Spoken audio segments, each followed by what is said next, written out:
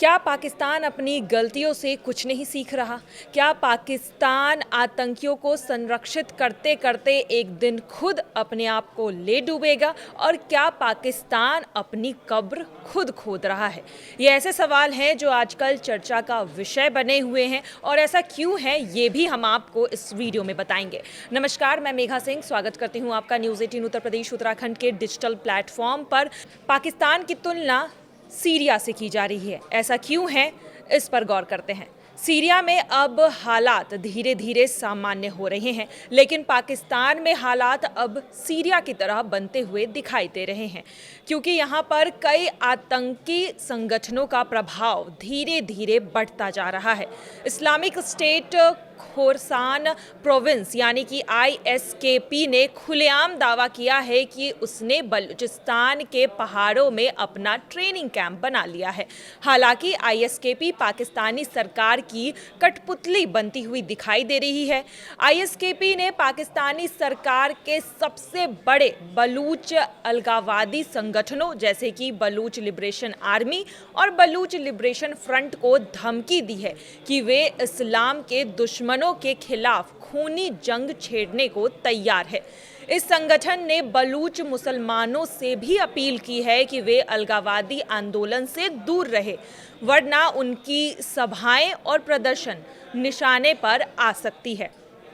ISKP न केवल बलूच विद्रोहियों के खिलाफ खड़ा है, बल्कि यह तालिबान के खिलाफ भी हमले करता रहा है। उदाहरण के तौर पर अगस्त 2021 में काबुल हवाई अड्डे पर ISKP ने एक आत्मघाती बम धमाका किया था, जिसमें 170 से अधिक लोग मारे गए थे, जिसमें तालिबान लड़ाके और अमेरिकी सैनिक शामिल थे। पिछले साल एक तालिबानी मंत्री को भी हमले में मार दिया गया था। ये हमले तालिबान और ISKP के बीच दुश्मनी को दिखाते हैं।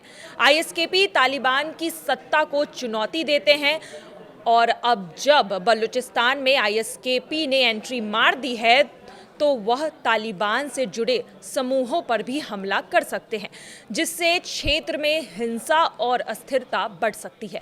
पाकिस्तान की सेना और खुफिया एजेंसियों, जो कि लंबे समय से आतंकवादी संगठनों को पनाह दे रही है, वो इसे इस्तेमाल कर रही है विद्रोहियों के खिलाफ। बलूच में जिस तरह से विद्रोह बन रहा है, जिस तरह से बलूच आर्मी लगातार पाकिस्तान पर हमले कर रही है, ऐसे में ISKP का समर्थन लेकर पाकिस्तान आर्मी ये रणनीति बना रही है कि वो इसका इस्तेमाल बलूचों के खिलाफ करेंगे।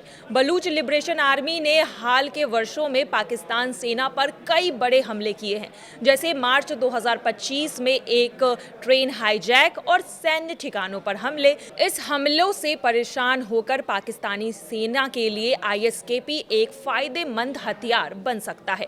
ISKP ने दावा किया है कि 3 महीने पहले BLA ने उसके एक प्रशिक्षण शिविर पर हमला किया था, जिसमें से 30 लड़ाके मारे गए थे।